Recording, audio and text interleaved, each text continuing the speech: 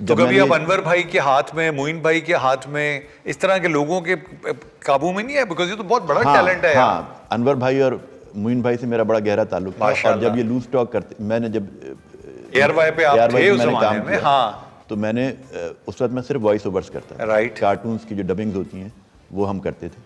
तो अनवर भाई और मोइन भाई थे, मुझे अपने कमरे में बुलाते थे जब ये लूज टॉक लिखते थे, और मुझे ऑडियंस जो है वो बिठाते थे, और वो अपने स्क्रिप्ट का जब रिहर्स कर रहे होते तो वो मोइन भाई रिहर्स करते थे। मोइन भाई रिहर्स करते थे, लेकिन मोइन भाई कभी मैंने एक दफा पढ़ लेते, बस अल्लाह सुब्हान ताला ने क्या मेमोरी दी हुई थी। हाँ, वो पढ़ते थे उसको, तो आप बैठते थे कमरे में? मैं बैठता था कमरे में। हाँ। लेकिन और मोइन भाई की बड़ी शदीद ख्वाहिश थी किसी दिन वो मुझे स्टेज पे ले जाएं, क्योंकि हम कुछ ऐसे जर्नलिस्ट, एक हमारा दोस्त था, उसकी मैं कॉपी करता था, फिर जिस अखबार में मैं काम करता था उसके मालिक की कॉपी करता था। तो मोइन भाई को बड़ा, वो दोनों से वो जानते थे उनको, तो वो कहते थे मैं तुझे एक दिन स्टेज पे चढ़ाऊंगा। कहता है मोइन भाई ये मत स्टेज पे नहीं कर सकते। लेकिन बहरहाल फिर हालात ने कुछ ऐसा पलटा खाया। उस रिहर्सल की कोई मेमोरी हो जो आज तक आपके दिमाग पे या दिल पे होता है ना, बैठ जाती है? मुझे मोइन भाई की कुछ बातें याद हैं यार। And this show is an inspiration and बिल्कुल। और आपने जो मोइन भाई को जो शो किया था अपना, मेरे ख्याल में जियो पे होता था वो शो। मैंने मोइन भाई का शो किया था, this is your life American franchise था। वो बहुत ही शानदार और बड़ा कैंडिड शो था। उसमें नहीं लग रहा था कि आपने भी रिहर्स किया, और उन सब मेहमानों में किसी ने, बहुत ही शानदार था। तो मैंने देखा, कई दफा देखा है उसको मैंने। मोइन भाई के साथ मुझे एक जो अली सलमान इत्तेफाक हुआ वो इंडिया जाने का हुआ। वाह। और हमने कोई 4 दिन एक कमरे में इकट्ठे गुजारे, और ईद से पहले जब मोइन भाई को पाकिस्तान आना था तो मुझे वो अपनी खाला के यहाँ छोड़ के चले गए इंडिया में। तो फिर मैं और असगर खान जो हमारा फोटोग्राफर था, जो अब गल्फ न्यूज़ का चीफ फोटोग्राफर रहा, खलीज टाइम्स का भी, वो जंग में हमारे साथ। तो मोइन भाई का शो था दिलीप कुमार राजकुमार लाइव शो, वो मस्कत में होना था, और उसकी ग्रैंड रिहर्सल जो थी वो बॉम्बे में थी। उस वक्त वो बॉम्बे था।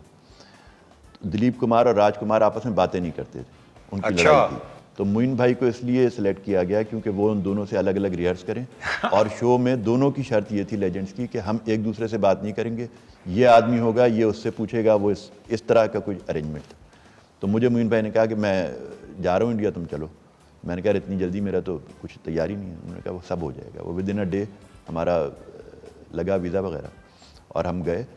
और मोइन भाई की इंडिया में इतनी मतलब फॉलोइंग थी माशाल्लाह, कि मतलब जो सेलिब्रिटीज़ थे उनका तो आप छोड़ दें।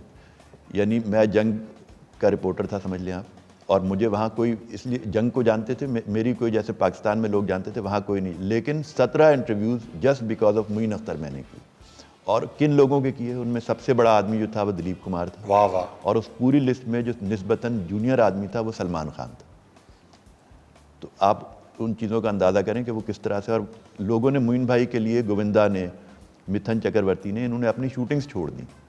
इनकी एक टीचर थी जो किसी बहुत ही दूर दराज बम्बई के गरीब से इलाके में रहती थी। मोइन भाई उससे मिलने के लिए गए, और वो एक चाल जैसी जगह थी, वो बूढ़ी हो चुकी थी, बिल्कुल बिस्तर मर्ग पे थी।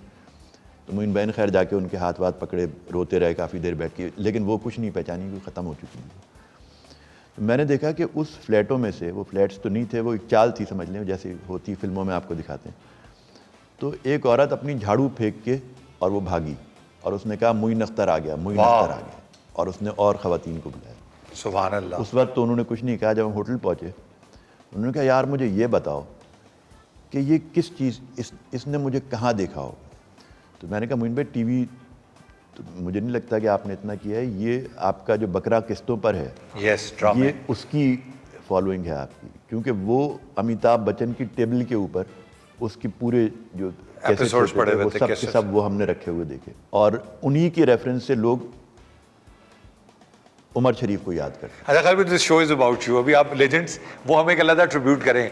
मुझे इससे याद आया कि बकरा किस्तों पे मेरा डायरेक्टर है नदीम, उसने बकरी उधार पे ली थी, तो हम इसी तरह किसी उसकी टीचर को मिलने गए, तो औरतें झाड़ू लेके इसके पीछे भागी थी। यही फ़र्क होता है बड़े लोगों में और दूसरों में।